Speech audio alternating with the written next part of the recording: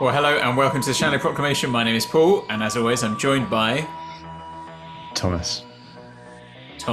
Yes, indeed.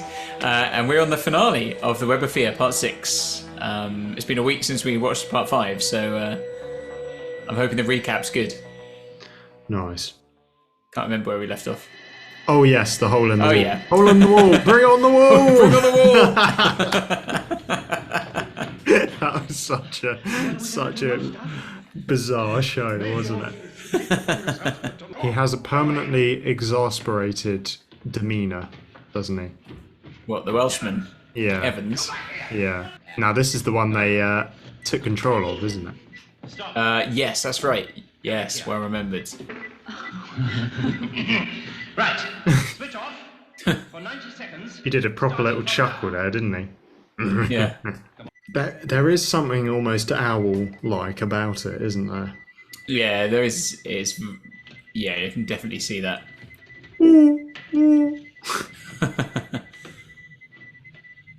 I bet this was a real hoot. Wait.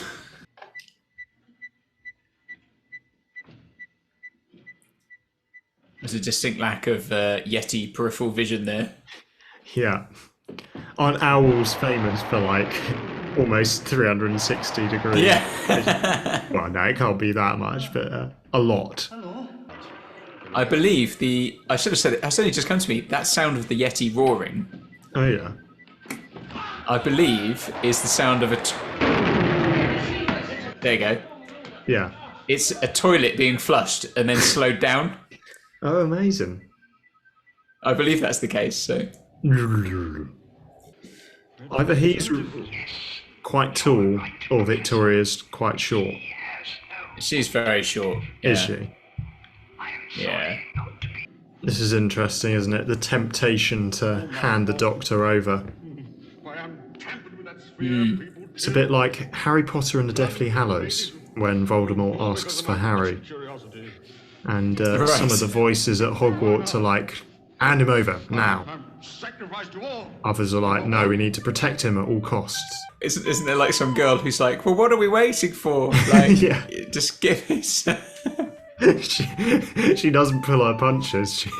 She's just straight. She didn't like Harry very much. Take him. I want you to take this microphone and keep on. To the toilet. Oh, nice. Look at that old poster. Blockbusters.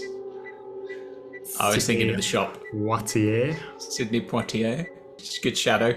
Yeah. The Shadow Proclamation. Someone should use that. We now just call out good shadows in Doctor Who. That's a good shadow, isn't it? Yeah, it's a good shadow there. Yeah. We're going to have a field day when we get to the Vashna Narada. That's three good shadows there, isn't it? The Doctor has put a colander on his head. Yeah, it seems to be a nice hat. Soon your mind will be absorbed by the great intelligence. You should be very proud, Doctor. Your knowledge of the past will help to shape the future of this planet. Just get on with it, please. You seem very anxious suddenly. I just want it over and done with. Get Arnold! No! No, Jimmy! No! Get the Doctor out! Nice.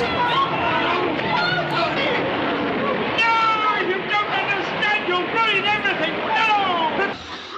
Well, that's that then, isn't it? You blithering Welsh imbecile! Why can't you do what you're told? Hey, just a minute, Doctor. If we hadn't pulled you out, that would have been a heap of dust by now. You're just as bad! I told you to leave it to me! Now you've gone and ruined everything! Ruined everything. How can we? We've won, haven't we? No! What do you mean, Doctor? Why didn't they leave it to me? I had crossed those wires on that helmet thing. The that's intelligence wouldn't have interesting. drained me. I would have drained the intelligence. You blithering Welsh imbecile.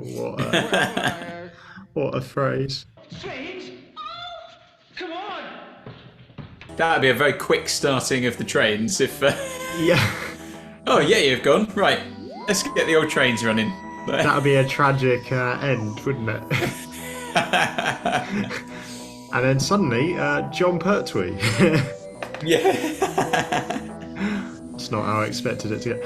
Yeah, I mean, I enjoyed it very much. My favourite thing about that was the way that the Doctor had a plan that they didn't fully know about, and Jamie, in his sort of desire to help out and protect, kind of thwarts it. And then there's that interesting moment where the Doctor's sort of angry at all of them, and he's like, "No, I had something going here, and you stuffed it up." I thought that was really fascinating, and maybe something we haven't seen in the show before. Yeah, no, I'm not sure we have seen that in the show. And interesting to have it left sort of, although the story is resolved. Yeah. We are. It leaves it open, doesn't it?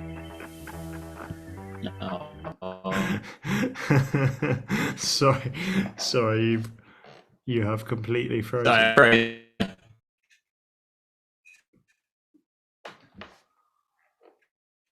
Hello. Hello. Hello, you're back now. Hello. Sorry, I lost you there. Don't know what happened there. What were you saying? Well, it was all gold, what I said. I'm sure it was. Just that, it leaves the story sort of open-ended, doesn't it? The villain, the sort of villain of the piece, isn't really defeated. Which is not something you tend to get that often in the stories, but every now and again. So yeah, interesting finish there. But yeah, I mean, generally, I think quite a strong 6-parter, that one. Totally. That's interesting. Yeah, I enjoyed it. I thought it was entertaining all the way through. Good cast, really good sets and things.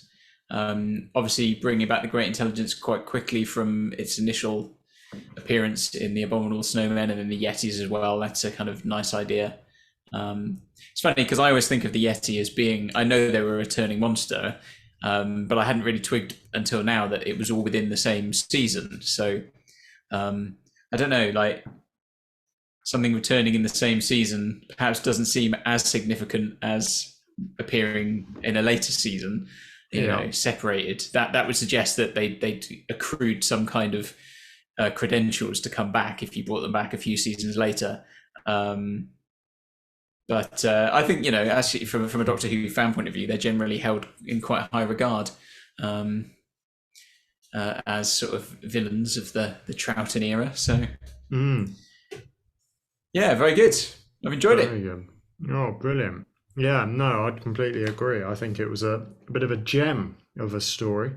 So thanks for watching, everyone, and do join us for the next one. Fury of the Deep, is it? From the Deep. Fury from the Deep, sorry. I believe. Yes. So until then, see you soon. Bye-bye.